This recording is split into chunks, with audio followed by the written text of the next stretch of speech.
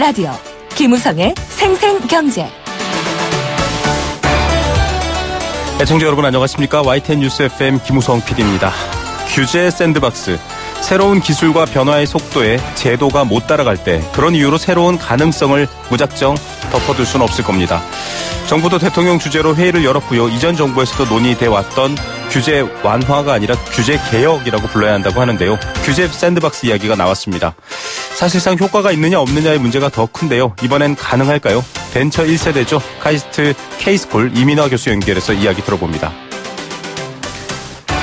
반려동물을 키우는 인구가 1000만을 넘은 지도 오래됐습니다. 텔레비전 프로그램의 주요 콘텐츠로서도 동물 이야기 많이 사랑받고 있습니다. 그런데 사실 이 반려동물을 키우는 환경을 알아봤더니 녹록지 않습니다. 먼저 가장 부담이 된다는 게 바로 병원비였습니다. 기준도 제각각, 심지어 지역별로 같은 치료인데도 병원비가 달라지기도 합니다. 펫 이코노미라고 하죠.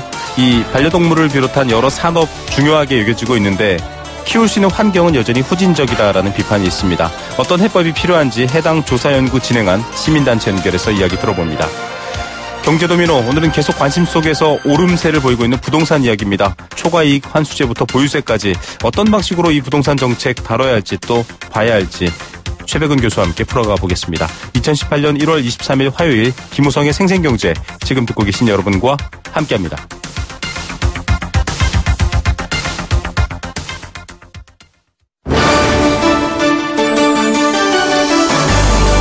YTN 라디오 김우성의 생생경제.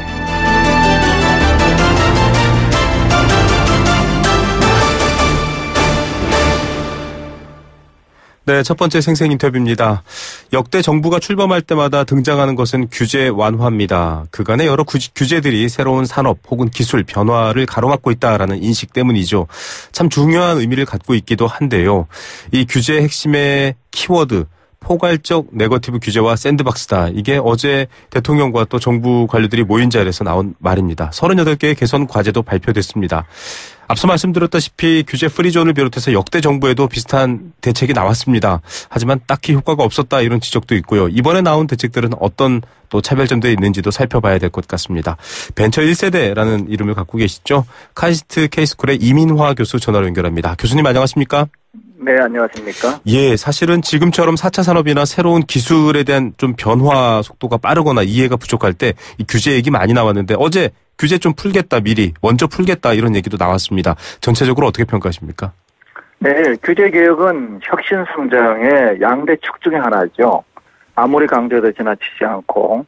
근데 지금 말씀 주신 것처럼 역대 정부 중에서 규제 개혁을 부르짖지 않은 정부는 없었습니다. 네. 결과적 성과를 거둔 정부도 별로 없었죠. 네. 그래서 이번에는 구호로 끝나는 것이 아니라 실제 성과로 끝나기를 바라는 마음입니다. 네. 자, 실제 성과까지 나와야 사실 뭐 성공적이다 평가할 수 있다라는 얘기를 해주셨고요. 6가지 분야의 규제 혁신을 우선 이야기했습니다. 뭐 국회에서 법안으로도 다루겠다라는 얘기가 나왔는데 어떻게 보십니까? 지금 사실 공인인증서 제도 폐지 같은 이런 것들은 관심이 높거든요. 예, 우선 공인인증서 제도는 이미 큰 줄기는 폐지되어 있습니다. 네. 2013년도에 전자금융법에서 그 공인인증서 강제 규제는 폐지됐어요. 네. 예, 그래서 금융 규제가 지금 여러 금융에 공인인증을 쓰고 있는 게 규제 문제보다는 금융기관들의 타성 때문인 경우들이 많이 있습니다. 아, 네. 예, 그래서 이 부분은 제도가 차지하는 비중이 상대적으로 적지 않은가 보여지고요. 네. 그다음에 신산업 분야에 대해서는 이건 포괄적 네거티브 규제로 가져야 되거든요. 네네네. 예, 그래서 중국보다 한국의 4차 산업혁명 분야에서 거의 대부분 뒤졌어요. 네. 근데 뒤진 이유가 기술 때문이 아니거든요. 네. 예, 이 대부분 4차 산업혁명 분야가 융합 기술들인데 융합되려면은 가로막는 벽이 규제니까 규제가 없어져야 되죠. 대표적인 게 원격 의료 같은 겁니다. 네. 예, 의료와 IT가 결합됐을 때 어떻게 돼야 될 것이냐. 한국만이 지금 이것을 규제하고 있어요. 예. 또 비식별 데이터 같은 경우는 주요 국가 중에 우리만 활용이 거의 안 되는 형태로 되어 있습니다. 네네. 그러니까 이런 규제 혁신이 공인인증서라든지 자율주행차 안전기준 이런 것보다는 훨씬 우선될 문제가 아닌가 보고 있습니다. 예, 사실 지금 교수님께서 지적해 주신 부분들이 이 과거에도 계속 전문가나 학자들께서 말씀하신 부분이거든요. 네거티브 규제로 가야 된다. 하지 그렇죠. 말아라라는 것 하나 빼고는 다 시도할 수 있게 해줘야지 왜 정부가 다 간섭하느냐 이런 문제였는데 이번에 일단 그렇게 방향을 틀었다라고는 평가하시는 거죠. 예, 그런데 네거티브 규제는 지난 박근혜 정부에서도 선언한 거였습니다. 네네. 성과가 안 나왔을 뿐이죠. 아, 예. 이런 이 규제에 대한 방향은 전문가들 지적에 정부가 호응은 합니다만 결과로까지 이어지려면 실질적으로 네거티브 규제가 활용되거나 적용되는 사례가 있어야 될 것 같습니다. 공인인증서 얘기도 앞서 해주셨고 세부적인 것보단 큰 방향이 중요하다 지적해 주셨는데 액티브 X 폐지하면서 사실 이 예를 많이 들거든요. 이 중국에서 QR코드로 포장마차 하나 혹은 뭐 노점상 결제하면서 왜 한국은 이 액티브 X 안 없애냐 이런 얘기 나오는데 이거 어떻게 봐야 됩니까 교수님? 그러니까 액티브 X 문제도 지금은 법적인 문제보다는 예산의 문제가 커요. 지금 정부기관 홈페이지도 액티브 X가 많이 남아 있습니다. 네네. 근데 왜 남아 있는가 물어보면은 그걸 개편할 예산이 없다는 거예요. 이게 규제 문제는 규제 문제 차지하는 비중보다 네네. 예산과 의지의 문제가 더 크죠. 역시 실천 또 의지 그런 실질적인 결과 이 얘기를 계속 강조해 주시는 이유가 있는 것 같습니다. 그리고 공인인증서 폐지란 용어도 네네. 안 써야 될 거예요. 왜냐하면은 이번 발표된 내용은 공인인증서 폐지가 아니고 네.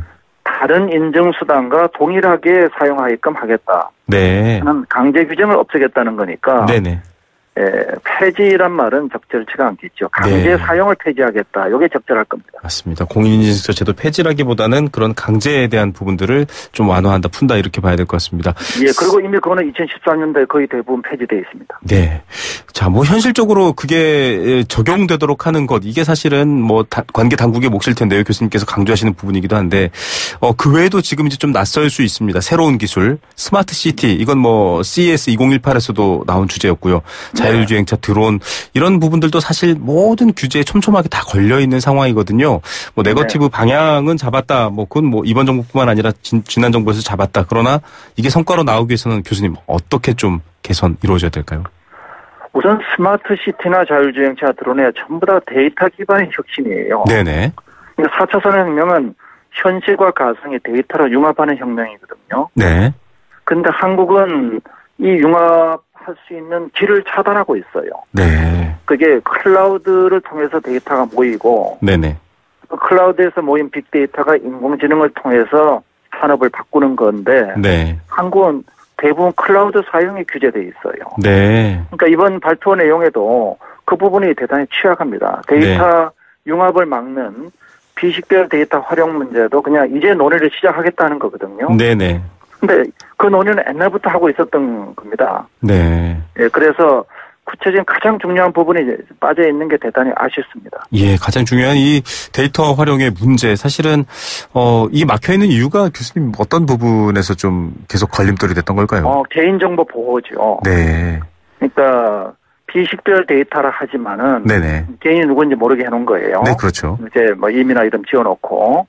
그런데 그거를 여러 다른 데이터하고 그 교차 융합을 하면은 누군지 알아낼 수 있다는 거예요. 네. 그게 재식별화거든요. 네네. 그래서 재식별화의 가능성이 없도록 하라 이런 건데. 네. 그렇게 그거는 실제로 쓰지 말라는 얘기하고 같아요. 예. 그래서 전 세계는 지금 비식별화를 규제하는 게 아니고. 네네. 재식별화를 규제합니다. 네. 일본도 그렇고 유럽도 그렇고 한국도. 빨리 이거를 전환시켜줘야 되는데 네. 지금 재식별화의 위험성 때문에 시민단체들이 네. 일부가 비식별화 자체를 거의 대부분 못하게 하죠. 네. 이게 문제인 겁니다. 사실은 뭐 빅데이터라는 말을 좀 막연하게 생각하시기 쉬운데요. 수많은 사람들이 이 아주 통상적으로 움직이는 패턴 자체만 해도 굉장히 중요한 정보가 되는데 여러 가지 막혀있는 부분들에는 해법을 좀 찾아야 될 것 같습니다. 에너지 부분도 얘기를 했는데요. 이 탈원전하고 사실 맞물려서 얘기가 되고 있습니다. 뭐 에너지 신사업 혁신, 재생에너지 대책 이런 것들도 나오고 있는데 이 부분은 좀 지금 이 규제혁신 토론회와 관계가 있나 좀 거리상으로도 그렇고요. 어떻게 보십니까? 예, 에너지, 재생에너지, 요즘 신재생이라고 하죠. 재생에너지라고. 네네. 재생에너지 문제는 분산 발전이기 때문에. 네. 아무리 강조해도 지나치지 않습니다. 그리고 탈원전과 이것이 서로가 배타적인 게 아니고 이건 서로 시너지를 맞추고 가야 될 서로 성격이 달라요. 네네. 하나는 기저 에너지라면 하나는 이제 뭐 날씨 이런 데 대한 영향들이 크기 때문에. 네네.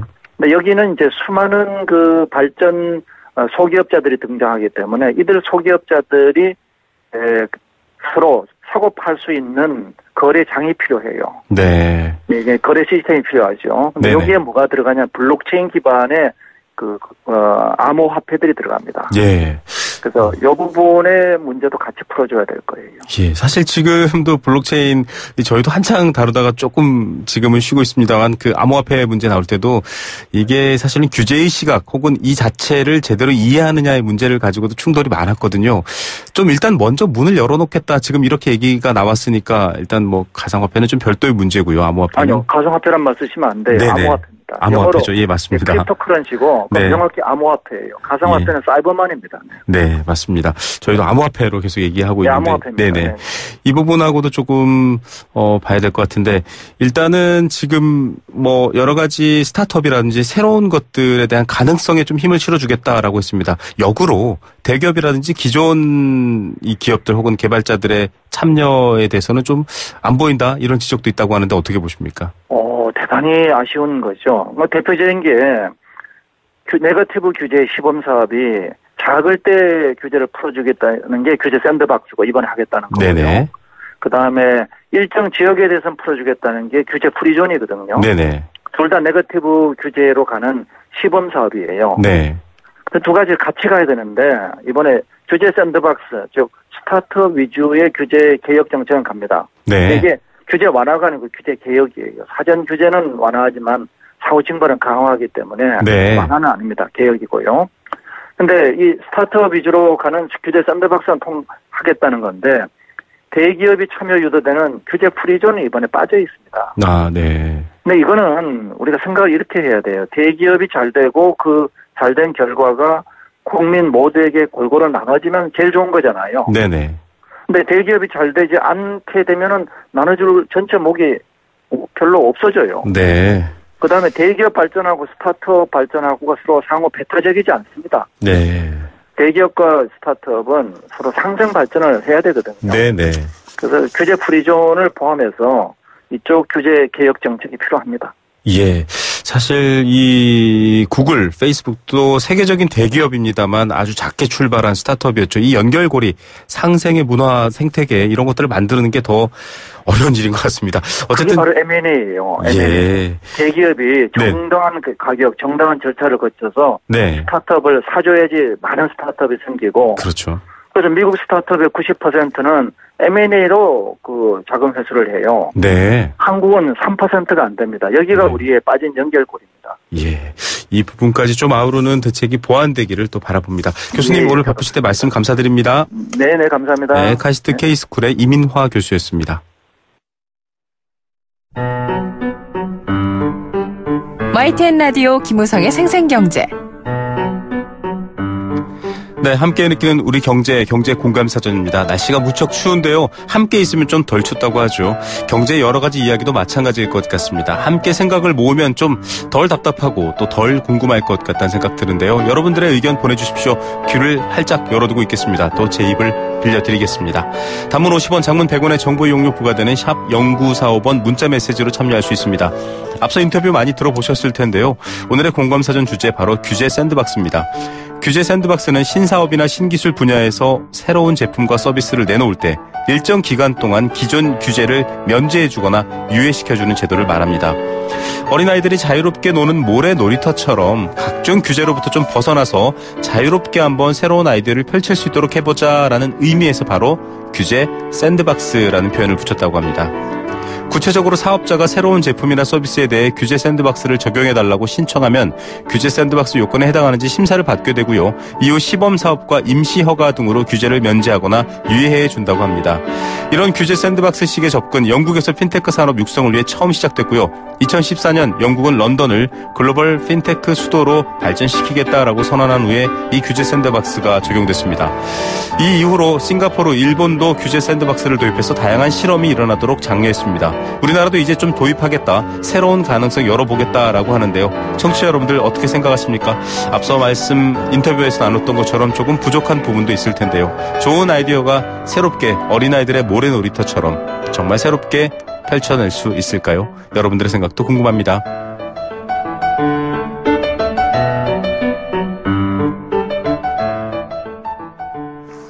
네, 생생경제 일부 포스코와 함께했습니다. 캠페인 2개 듣고요. 이 시각 주요 경제 뉴스들 정리해드리겠습니다.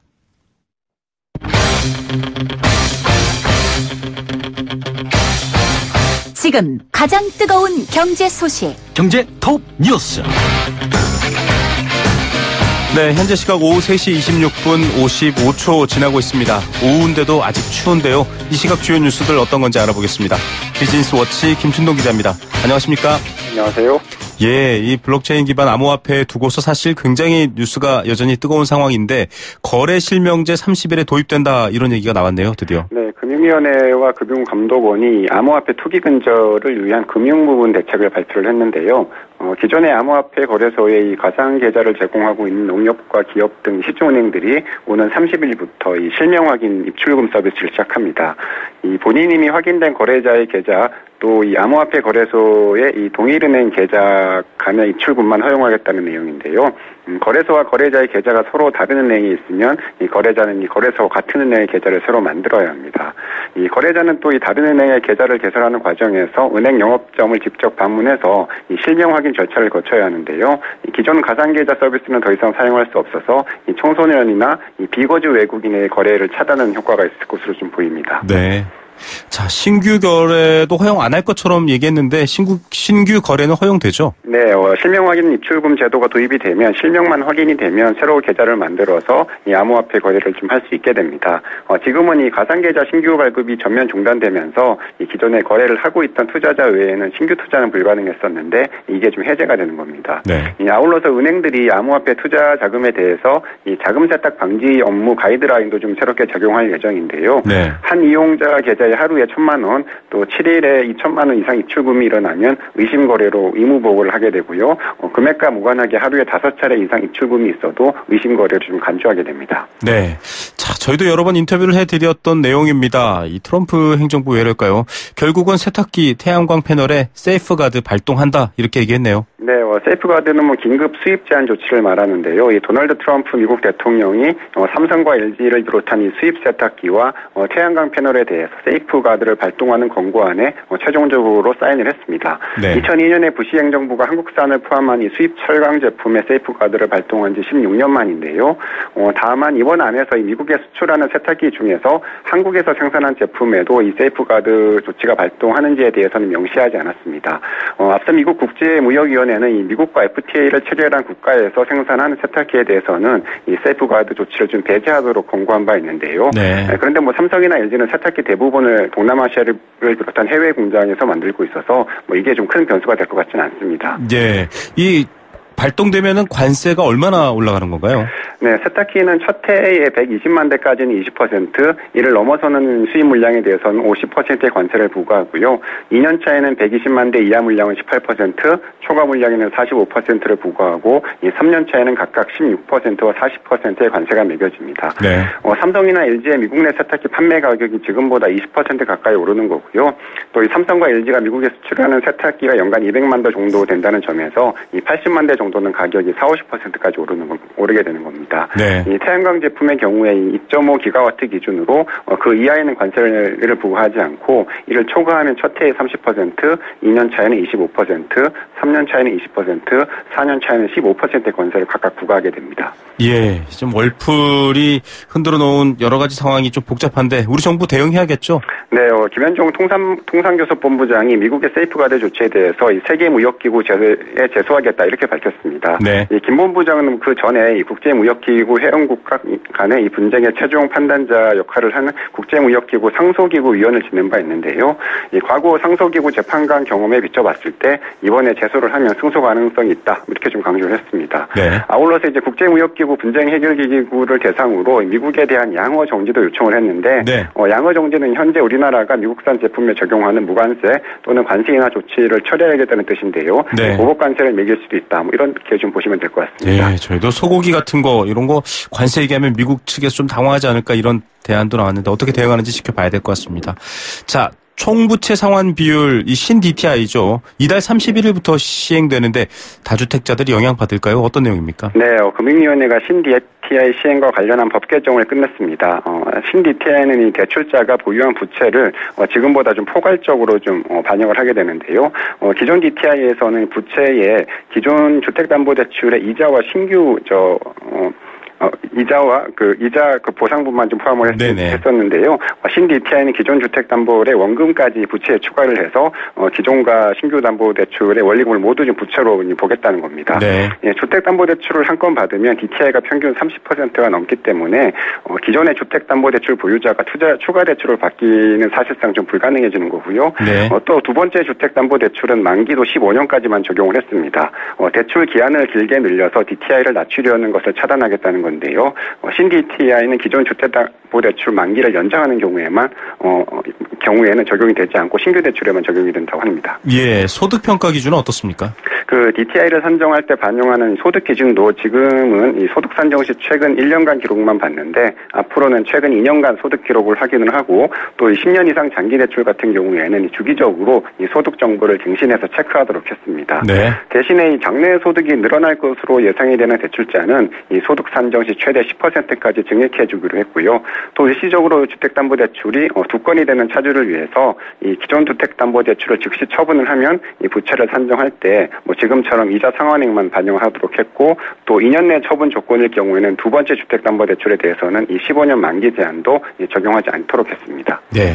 자, 저축은행들이 법정 최고금리 인하에 맞춰서 고금리 기존 대출 좀 신규 대출로 갈아탈 수 있게 나섰네요. 네, 다음 달 8일부터 이 법정 최고금리가 24%로 내려가는데요. 이 저축은행 중앙회가 기존 대출자들도 이 금리 인하 혜택을 누릴 수 있도록 이 금리 부담 완화 방안을 좀 자율적으로 마련을 했다고 합니다. 네. 기존에 24%가 넘는 고금리로 대출을 받은 사람도 이 중도 상환 수수료 없이 24% 이하 대출로 이 갈아탈 수 있도록 지원하겠다는 건데요. 네. 중앙회는 약 20만 명의 서민들이 이 중도 상환 수수료 부담 없이 최고금리 인하 혜택을 받을 수 있을 것으로 그렇게 좀 평가를 했습니다. 네, 중도 상환 수수료 없이 좀 더 나은 조건으로 갈 수 있다. 조건 같은 게 있나요? 네, 오는 26일부터 적용이 되는데 기존 대출 금리가 연 24%를 초과하는 차주 중에서 약정 기간의 절반이 지났고 또 연체 없이 성실히 상환한 차주가 좀 해당 대상이 됩니다. 네. 그러면 이제 별도 부담 없이 기존 대출을 연 24% 이하 신규 대출로 좀 갈아탈 수 있게 되는 거고요. 또 연체 기간이 5일 미만인 경우도 있는데 이건 좀 연체자로 보기로 않기로 했고요.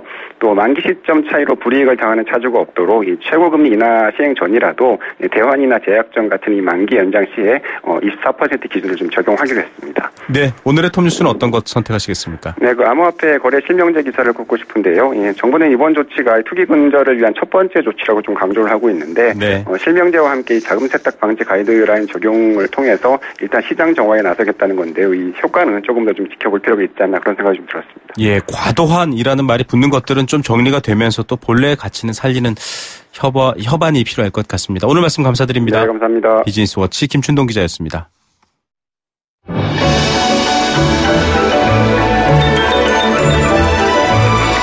오늘의 경제를 들여다보는 시원한 창. YTN 라디오 김호성의 생생경제 생생인터뷰. 예, 한 텔레비전 프로그램에서 이 반려견의 행동과 심리를 다루는 사람 요즘 인기가 많습니다. 텔레비전에 강용욱 씨 많이 출연하죠. 그만큼 여러 가지 콘텐츠로도 많이 각광받고 있습니다. 이유는 뭘까요? 반려견 혹은 반려묘, 애견 이렇게 반려동물을 키우는 사람이 1,000만 명이 넘기 때문입니다. 그 동물의 수도 더 많을 수도 있는데요. 그만큼 시장도 많이 성장했습니다. 펫 이코노미를 줄여서 이 펫코노미라는 말까지 등장했습니다. 2020년께에는 한 6조 원 이상의 시장이 될 거다라는 전망도 있습니다. 그만큼 생활 속에 깊숙하고 문화로서도 많이 자리 잡고 있는 상황인데 이 반려동물들을 키울 수 있는 환경을 봤더니 합리적이지 않습니다. 특히 의료비 부담이 지역, 항목별로 제각각이다, 또 비싸다 이런 이야기가 많고요. 여러 가지 서비스도 미흡한 경우가 많습니다. 이 법안 개정까지 준비 중일 만큼 문제가 되고 있다고 하는데 이번에 인식조사를 해봤더니 여전히 그 문제가 심각합니다. 이번 조사를 진행한 소비자 시민 모임의 윤명 사무총장 전화로 연결해서 이야기 들어봅니다. 총장님 안녕하세요. 네, 안녕하세요. 예, 많은 분들이 반려동물을 키우고 있다 이건 알려져 있는데 의료비 지출 부담에 대해서는 사실 정확히 알려지지 않았는데 이번에 좀 설문조사를 해보셨다고요? 어떤 상황입니까? 네, 반려동물을 기르다 보면은 사료비라든지 의료비, 미용 관련 비용 여러 가지 비용들이 지출되게 되는데요. 네. 이번에 실제 반려동물을 기르고 있는 소비자 523명을 대상으로 설문조사를 실시해 본 결과 네. 84.6%가 의료비에 대한 부담이 크다라고 응답을 했습니다. 네. 그런데 이런 의료비용 중에서도 특히 치료나 검사와 관련된 비용이 비싸다는 응답이 높았는데요. 네. 네.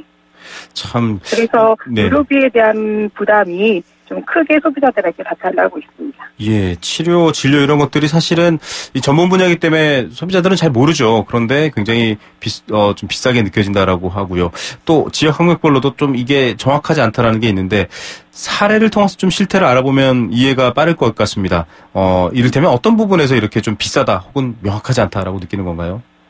네, 이번에 이제 서울 시내 25개구에 있는 동물병원 193개를 대상으로 소비자 시민 모임에서 가격 조사를 진행해 봤는데요. 네. 예방 접종이라든지 일반 혈액 검사, 중성화 수술, 복부 초음파 등과 같은 수술 비용을 조사해 본 결과 반려견의 혈액 검사비에 있어서 최저 가격은 25,000원인데 비해서 최고 가격은 15만 원으로 가격 차이가 6배 정도가 나타났고요. 네. 또 중성화 수술의 경우에서도 최저 가격은 5만 원인데 비해서 최고 가격은 30만 원으로 가격이 역시 6배 정도 차이가 큰 것으로 나타났습니다. 네. 이 밖에도 이제 예방접종을 많이 하게 되는데 예방접종 4종에 대한 비용에 대해서도 서초나 강남, 송파 지역의 지역 평균은 9만 원이었던데 비해서 이제 관악구의 경우에는 7만 1,500원으로 이 지역별로도 가격 차이가 큰 것으로 나타났습니다. 예.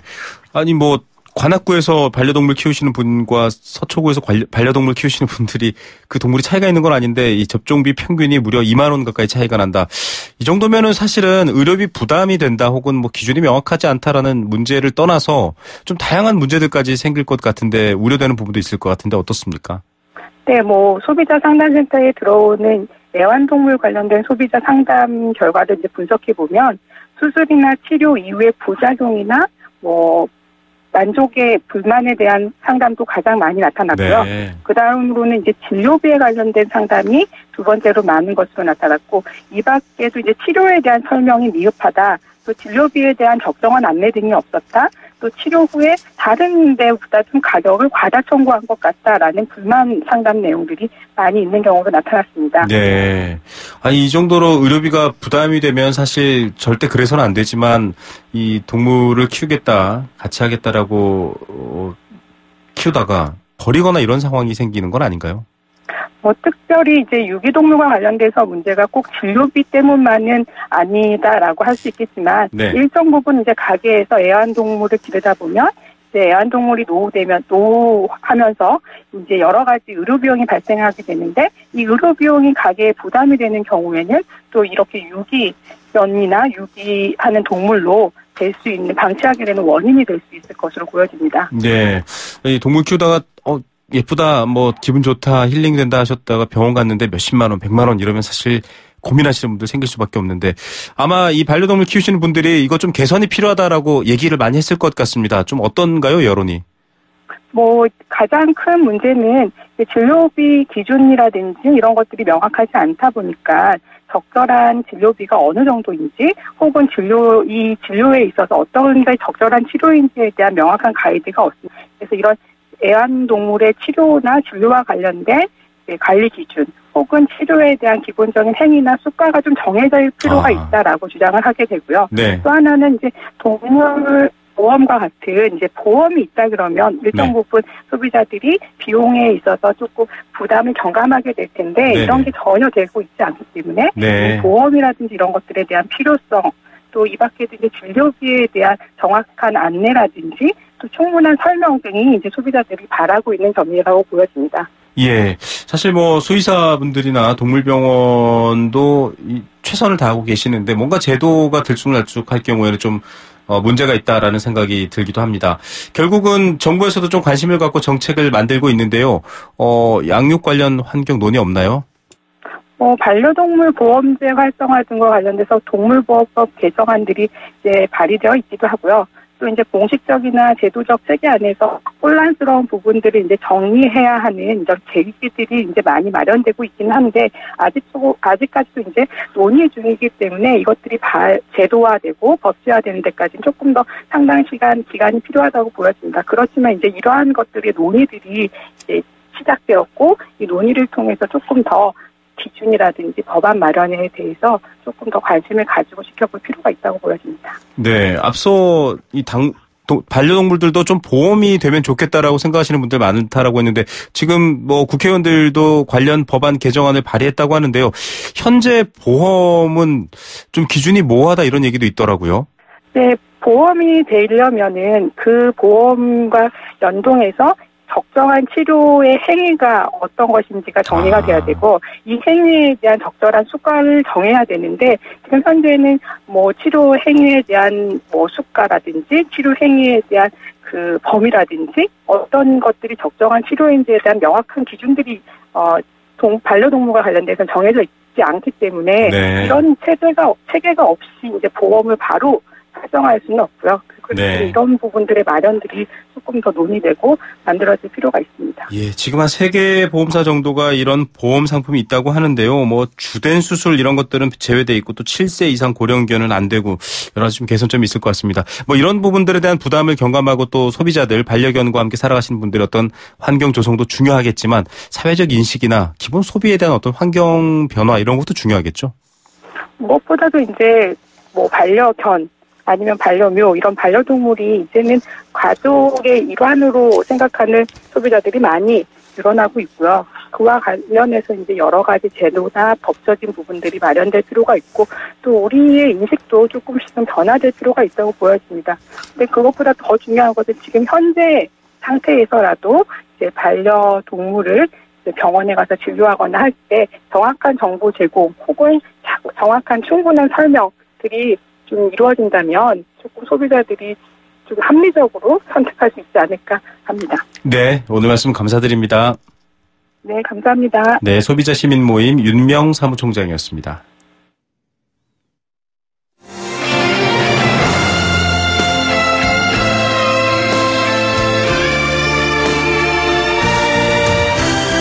YTN 라디오 김우성의 생생경제 더불어 함께 살아가는 삶 그리고 더 나은 삶을 꿈꾸는 시간 오후에 만나는 싱싱한 라디오 경제 김우성의 생생경제가 대한민국 경제를 지키는 여러분과 지금 함께하고 있습니다.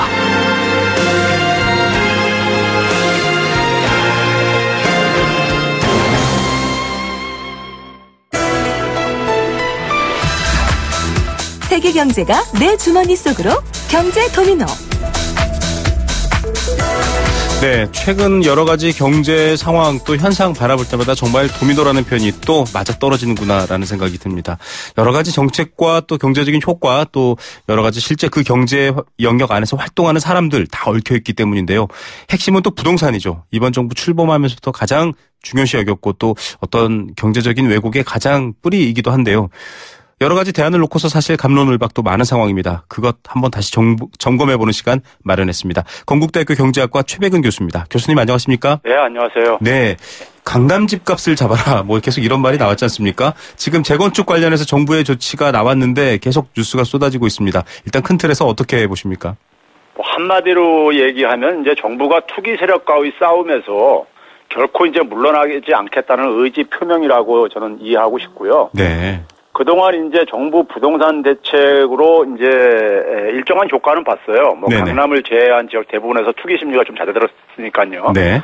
근데 이제 기대 수익이 여전히 높은 이제 강남 재건축을 중심으로 투기적 수요가 지속되면서 이제 주변으로 확산이 우려되는 이제 상황에서 네. 투기 세력에 대한 강력한 메시지가 이제 필요하다고 이제 판단했고 그 결과 이제 그 부담금 예상치를 원래는 이제 5월에 이제 그러니까 공개할 예정인데 이걸 조기 공개한 거죠. 네. 그럼으로써 이제 이 부담금의 실상을 공개함으로써 이제 추격 매수. 네. 이제 그러니까 여기에 이제 그러니까 막 그 가세를 해가지고 회사가 이제 피해를 볼 수 있는 사람들도 있고 그런 이제 추경 매수를 차단시키려는 의도가 아닌가 이렇게 해석하고 싶습니다. 예, 액수 자체를 공개함으로써 굉장히 피부에 와닿게 만드는 효과 또 여러 가지 말씀하셨던 이 투기로 좀 쏠려가는 상황을 좀 근절하겠다는데 재건축 부담금 좀 한번 정리해야 될 것 같습니다. 이게 어떤 건가요, 교수님? 이 재건축 부담금은 사실 노무현 정부 때요. 네네. 우리 아마 좀 이제 연배가 있으신 분들은 기억하실 텐데 2005년 6년도에 주택 가격이 그때 급등했었거든요. 네네. 그러면서 이제 2006년 9월 달에 이제 그 주택 가격 급등을 막고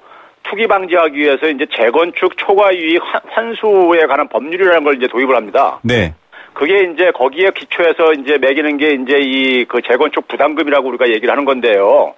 이제 기본적으로 앞에서 얘기했듯이 아파트의 과도한 가격 상승을 막으면서요. 네. 동시에 이제 이 그 새롭게 이제 개발을 하면서 개발에 따른 그러니까 시세 차이 이런 것들은 이제 공공에서 좀 이제 환수를 네. 해가지고. 네네. 그다음에 도심의 이제 주거 환경 개선이라든가 도시 재정비, 그다음에 저소득층 주거복지 지원 등에 이제 사용을 해가지고 그래서 도시 내부의 균형 발전과 서민 주거 안정에 기여하겠다는 취지를 이제 만든 거예요. 네. 만든 건데 이게 이제 기본적으로 그 일부 많은 사람들이 오해하는 게 뭐냐면 재건축으로 인해서 값이 오르면 무조건 네. 오른 금액의 최대 50%까지 이제 환수하는 걸로 이렇게 생각하시는데 네네.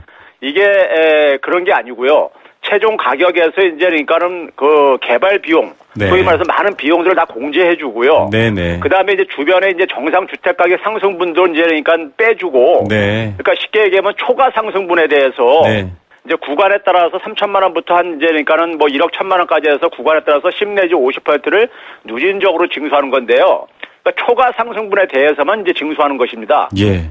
뭐 무조건 재건축했다라고 해서 그 아파트 가격에 붙이는 게 아니고요. 이런 여러 가지 상황들을 고려한다.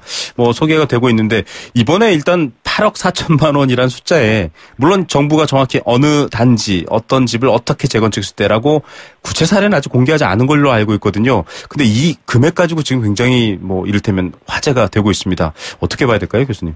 그러니까 부담금이 8억 4천만 원이라고 한다면요. 네. 거꾸로 생각해서 네. 최대 그러니까는 그 초과 상승분에 대해서 이제 50%가 적용되는 거기 때문에 그렇죠. 이게 그러니까 결국은 그러니까는 그 2배 수준의 개발 이익이 발생한다는 얘기예요. 네. 그래서 이제 정부에서도 일부에서 이제 개발 이익이 한 18억 원 정도가 예상된다. 네. 그러면 18억 원을 이익이 예상되는데 한 8억 4천만 원 정도 부담금 내야 될 이유가 있다고 저는 충분히 보고요. 네네. 그런 점에서 이제 이 8억 4천만 원이 굉장히 규모가 큰 금액인데 네. 그만큼 이 재건축을 통해서 보는 개발 이익이 굉장히 크다는 얘기입니다. 예, 이거 그러다 보니까 이제 투기적인 이제 그러니까 수요가 이제 여기에 불이 붙는 거고요. 예, 지금 사실은 좀 젊은 세대가 암호화폐에 자산을 좀 벌어보려고 쏠린 이런 일에서 좀 보면 이 18억 관련된 돈에서 8억 4천만 원의 이 부담금 참 어떤 면에서 좀 이 그림이 묘하게 보이기도 하는데 이 정도면은 앞서 말씀하신 그 정부의 정책 목표 효과 이루어질 수 있을까요? 어떻게 보십니까? 제가 이제 앞에서 이제 그 투기 세력과의 싸움에서 결코 이제 물러나지 않겠다는 의지 표명이라고 했는데요. 네네. 정부의 의지는 높습니다. 근데 이제 의지만 가지고 되는 건 아니고. 네. 저는 실력도 필요하다고 이제 생각합니다. 네. 이제 이 투기 수요의 원천은요, 우리가 교과서적으로 얘기하면 기대 수익이 높기 때문에 발생하는 거예요. 네네. 그렇잖아요. 사람들이 그러니까 부동산을 투자하는 것은 네. 수익이 굉장히 이제 기대되기 때문에 하는 건데. 그렇죠.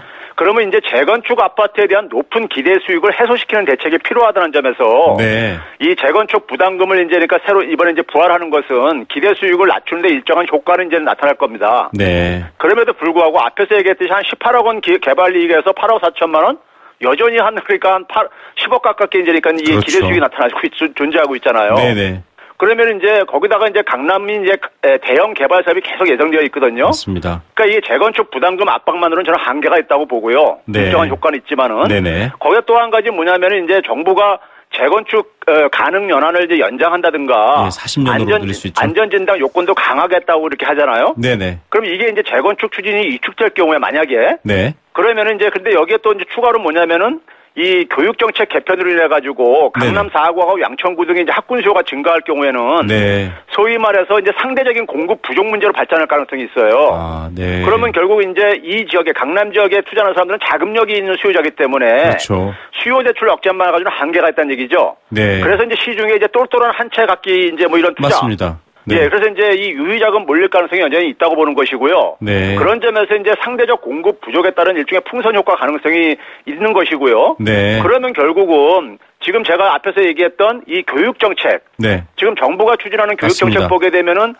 외고 자사고등 특목고 폐지하고 이제 수능 절대평가 전환 이렇게 뭐 얘기하고 있잖아요. 네네. 이게 이제 소위 이제 기계적 평균화 수준에 저는 머물러 있다고 보는데 네. 교육 정책 방향이 그러니까 여전히 그러니까 강남에 대한 수요라든가 목동에 대한 학군 수요가 여전히 이렇게 나타나는 하나에 있어서는 이 문제를 해결하지 않으면은 네. 그러니까 우리 사회 지금 청년 실업 문제든 기업들의 새로운 수익 사업 마련이든 이게 다 교육 정책, 교육 방식의 문제와도 관련되어 있어요. 예. 그래서 이 문제를 복합적으로 보고서는 접근을 하지 않으면은 네. 그러니까 국토교통부뿐만 아니라 기재부, 교육부, 보건복지부 간에 이게 종합적인 청사진이 나와야지. 네. 그렇지 않으면은 이런 그러니까 재건축 부담금만 가지고는 그러니까는 효과는 제한적이라고 저는 판단합니다. 예, 뭐 여러 가지 기본적인 입지 문제도 있겠지만 말씀하신 이 학군 교육 수요 문제 굉장히 중요한데요. 조사 결과도 강남의 주택은 강남 사람들이 산다라는 방식의 결과가 나왔었죠. 그래서 사실은 보유세는 좀 더 보편적인 대응인데요. 물론 뭐 한 채만 계속 보유하신 분들 뭐 이런 분들에 대한 좀 고려가 있다고는 하는데 보유세 인상 얘기도 자주 나옵니다. 이야기가 자주 흘러나오고 있거든요. 결국 좀 정부가 이것까지 같이 고민하고 있겠죠? 보유세 인상은 저는 뭐 이 부동산 대체뿐만 아니라 네네. 저는 조세 형평성 차원에서 저는 이건 필요하다고 봐요. 아, 네. 그러니까 우리나라가 이제 보유세 비율이 보게 되면은 뭐 영국부터 해서 캐나다, 프랑스, 미국 이런 선진 국가에 비해서는 네네. 한 4분의 1 정도에 가깝게 이제 낮은 수준이에요. GDP 대비를 보게 되면요. 네. 그러니까 이제 일본보다도 그러니까 2분의 1도 안 되고 그러거든요. 네네. 이제 그런 점에서 이제 제가 일전에도 한번 얘기했지만은 우리나라 지금 그러니까 소득에 기반해서 이제 세제를 매기고 있는데 네. 예, 저성장 속에서 그다음에 이제 젊은 층들은 그러니까 소득이 그러니까 이게 발생이 안 되는 상황 속에서 결국 자산 기반의 그러니까 세제를 좀 보완할 필요가 있거든요. 네. 이제 그런 점에서 이제 그러니까는 보유세는 그러니까 저는 강화는 필요하다고 보고요. 네네. 근데 그동안에 이제 보유세가 이제 주로 이제 이 보유세가 다주택자에게 초점을 맞춘 이제 부동산세였었는데. 네네. 이제 고가의 이제 1주택자 보유자에 네, 대해서도 네. 보유세를 강화하는 것이 조세 형평성에도 저는 맞는 접근이라고 보고 있습니다. 네. 자, 이 말씀하셨던 것처럼 사실 지금 이 30대 직장을 시작하신 분이 집을 구매하는 데 걸리는 시간을 계산했더니 뭐 20몇 년이다 이런 얘기가 나오고 있습니다. 그것도 불가능한 경우가 많은데 이 그런 거에 대한 여러 가지 자산에 대한 형평성 문제로서도 보유세, 이 부동산 얘기 나오고 있습니다. 저희가 또 기회를 봐서 이 부동산 관련 정책에서 또 한번 얘기 여쭙도록 하겠습니다. 교수님 오늘 말씀 감사드립니다. 네, 감사합니다. 건국대학교 경제학과 최백은 교수였습니다. 네, 생생경제의 포스코와 함께했습니다. 이 여러 가지 자산을 둘러싼 논쟁이 끊임없습니다. 특히 젊은 층이 많이 쏠렸다가 지금 굉장히 문제가 되고 있는 이 암호화폐 같은 경우도 마찬가지죠. 뭐 마지막 흑수저의 마지막 꿈을 정부가 막았다 뭐 이런 비난까지 나오고 있는 상황인데요. 그만큼 노동이나 뭐 열심히 일해서 버는 돈보다는 자산 가치가 올라가는 것에 대한 관심, 사회적 에너지가 여전한 것 같습니다. 같은 맥락에서 자고 일어나면 5천만 원, 1억씩 뛴 부동산에 대한 이야기도 마찬가지겠죠. 어쨌든 정부는 일관되게 이 과도한 투기, 과도한 자산 증식에 대한 부분은 좀 억제하겠다, 좀 정상화하겠다라는 대책을 세우고 있는데요. 그 추세가 어떻게 돼가는지 저희 생생경제 시간에도 계속 알려드리겠습니다. 5374님, 규제, 규칙, 법규 너무 복잡한데 이 YTN 생생경제 매일 들을 수밖에 없습니다. 잘 가르쳐 주셔서 좋습니다라는 얘기 주셨고요. 4809님도 규제에 대한 또 다른 입장 말씀해 주셨네요. 의견 주신 분들 감사드립니다. 날씨가 춥습니다. 이럴 때일수록 더욱 따뜻하게 건강관리 주의하시고요. 저는 내일 오후 3시 10분 다시 찾아오겠습니다. 김우성의 생생경제였습니다.